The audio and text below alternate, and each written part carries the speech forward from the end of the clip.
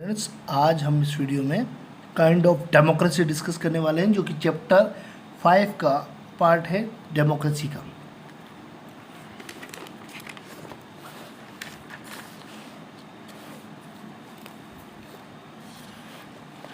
The kind of democracy यानी democratic government जो है, लोकतांत्रिक सरकार जो है, उसके कितने प्रकार हैं, काइंड्स कितने हैं।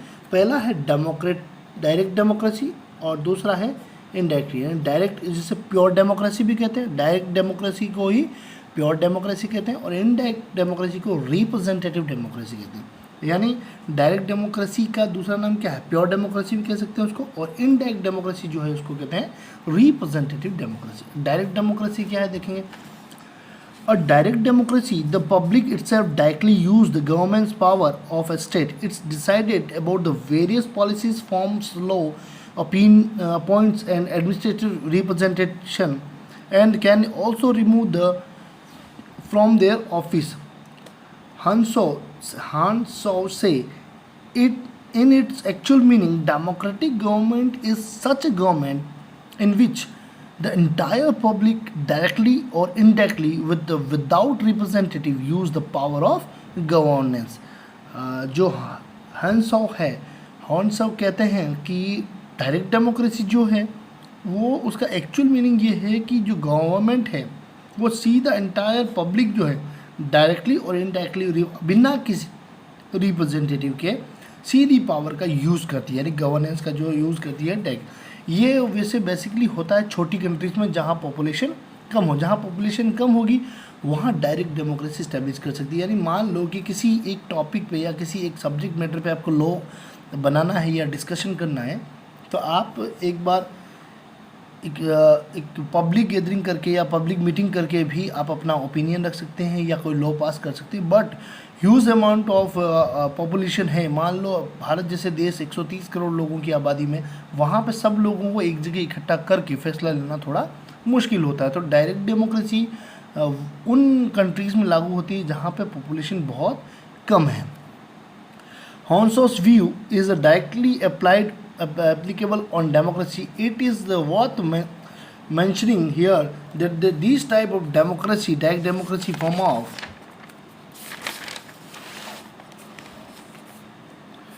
governance was found in the towns or state of ancient Greek and present time it is found only in the 5 canton provinces। 5 provinces से पहला है Switzerland. In fact, the system of direct democracy governance is possible only in the small state। जैसा मैंने बताया कि ये direct democracy का जो फॉर्म है ये केवल छोटे जहाँ पे पॉपुलेशन कम है उस कंट्रीज़ में लागू होता है। But it present time most of the state are large in the context of their size and population. अपन प्रेजेंट टाइम में हम देखें तो साइज़ और पॉपुलेशन के बेस पे बहुत सारे स्टेट जो हैं वो क्या है, large। Therefore, it is not possible to implement this system in this state। इसलिए इस सिस्टम को इस की स्टेट्स में लागू कर पाना थोड़ा मुश्किल है, क्योंकि जहाँ पॉपुलेशन ज़्यादा होगी वहाँ डायरेक्ट डेमोक्रेसी या फॉर्म ऑफ डेमोक्रेसी इस तरह की जिसमें डायरेक्टली पावर जनता के हाथ में हो, पॉसिबल नहीं होता। दूसरा है इनडायरेक्ट डेमोक्रेसी। इनडायरेक्ट डेमोक्रेसी क्या होती है। इन मॉडर्न टाइम इनडायरेक्ट और representative democracy is found in almost, हमेशा हर जगह, मतलब हर ज़्यादातर जो डेमोक्रेटिक स्टेट हैं उनमें रिप्रेजेंटेटिव डेमोक्रेसी, इनडायरेक्ट डेमोक्रेसी मिलती है। In this the public does not use the power of governance directly but instead it use the power through its elected representative. According to the J.S. Mill, indirect democracy, representative democracy is such a system। Indirect representative democracy is such a system in which the entire population of large part of the population used the power of governance through its representative। J.S. Mill कहते हैं कि indirect democracy वो है जिसमें जो पूरी population है, सारी पॉपुलेशन अपनी लार्ज पावर का जो लार्ज पार्ट है उस अपनी पावर का यूज़ अपने रिप्रेजेंटेटिव के थ्रू करती है। Whom its elected from time to time. जो इलेक्शन में होते हैं, मान लो जब इलेक्शन हुआ और जिस भी आपने एमएलए को चुना, एमपी को चुना, सरपंच को चुना, ये सारे रिप्रेजेंटेटिव ही होते हैं जो लोकल लेवल पे या स्टेट लेवल पे या अपने सेंट्रल लेवल पे अपन देख सकते हैं, तो जो आप जिनको चुनते हैं वो आपके क्या हुए, रिप्रेजेंटेटिव। तो आपकी पावर का यूज़ आपके रिप्रेजेंटेटिव के थ्रू, गवर्नमेंट के थ्रू करते हैं। Other scholars have also given identical definition, just a meal, some major definition in the context are follow। J.S. मील की तरह कुछ और भी थिंकर्स थे जिन्होंने अपनी अपनी डेफिनेशन दी है। वो क्या है देखते हैं। Democratic government is the form of government in which the power of governance of a state in the judicial form does not lies in the some special group or groups, instead it lies in the hands of the member of an entire society। Democratic government जो है वो government नहीं है कि जो, या judicial form does not lies in the some special group of groups, instead lies in the hands of the members of the entire society. ये केवल किसी एक निर्णायक रूप से किसी एक ग्रुप ऑफ पीपल्स के हाथों में नहीं होती है, जब बल्कि ये किसके हाथों में होती है, सोसाइटी के जो मेंबर्स हैं, यानी समाज के जो नागरिक हैं उनके हाथों में। ये लॉर्ड ब्रिक्स ने दी है।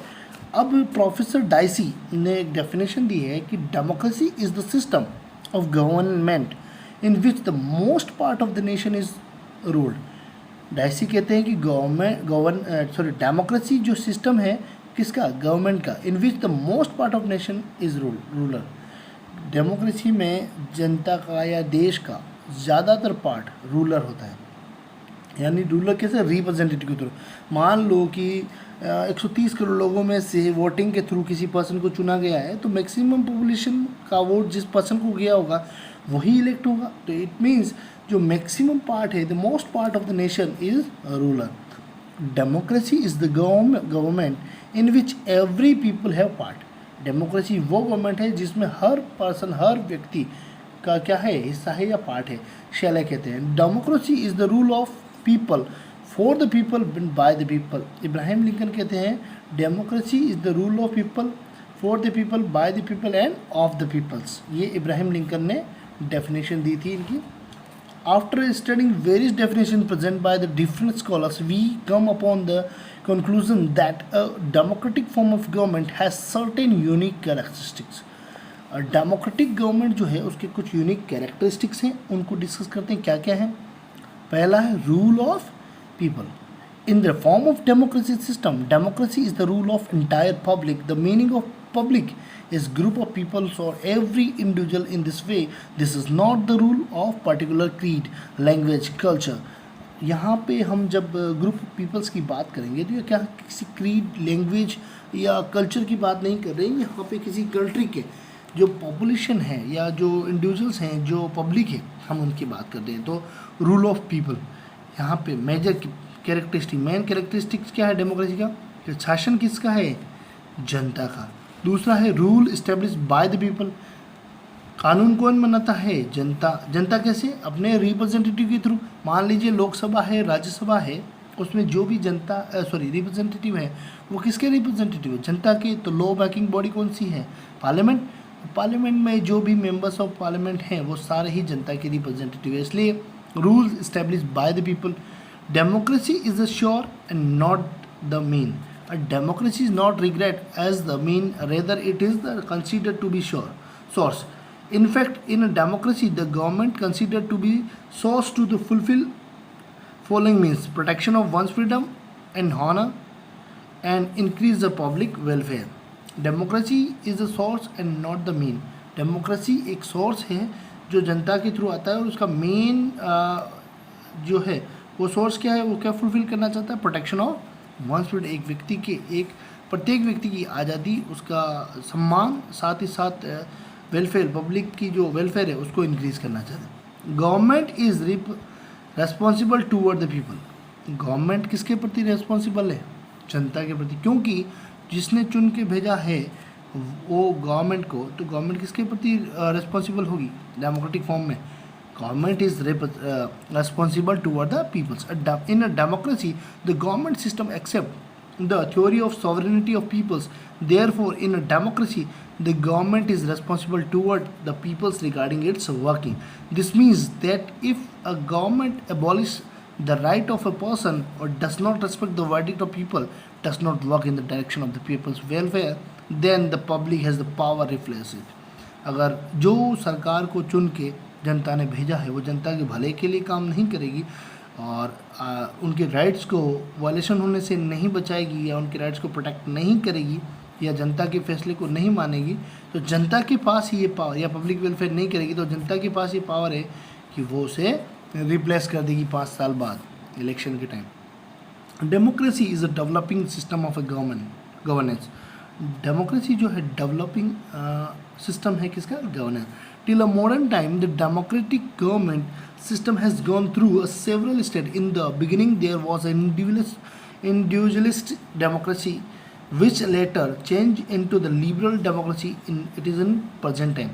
It has gained the from associate with a notion of public welfare state. This development has resulted into the change where earlier democracy had the lead emphasis upon political freedom, his equality, constitutional form of government. Democracy जो है वो दिन ब दिन उस governance का जो स्वरूप है वो डेवलप होता जा रहा है। डेवलप मीन्स आप देखेंगे कंट्री हो, डेमोक्रेसी हो, स्टेट हो या इंडिविजुअल हो, समय के साथ उसमें कहीं ना कहीं डेवलपमेंट होता है। while now it has also implemented the theory of equality of socio-economic sector and justice to all. Socio economical यानी जो सामाजिक आर्थिक न्याय की जो बात की गई हिंदी में जिसे बोलें तो जस्टिस यानी न्याय और सामाजिक आर्थिक न्याय की बात की गई। In this way development of democracy has resulted into an increase in the moral value. Democracy दिन ब दिन जो है किसका रिजल्ट है? इंक्रीज इनटू ए मॉरल वैल्यू। मॉरल वैल्यू मतलब नैतिक मूल्यों में बढ़ोतरी जो है वो एक और कैरेक्टरिस्टिक्स है डेमोक्रेसी का।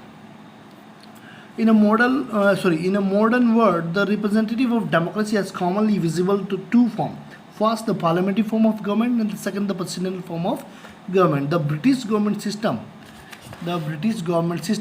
is an excellent example of the parliamentary form of system. दो फॉर्म है गवर्नमेंट के, पार्लियामेंट्री फॉर्म ऑफ गवर्नमेंट और parliamentary form of government and the second is presidential form of. Parliamentary form of government में जहाँ अपने India में जिनमें country के डिसीजन मेकर कौन होते हैं? पीएम।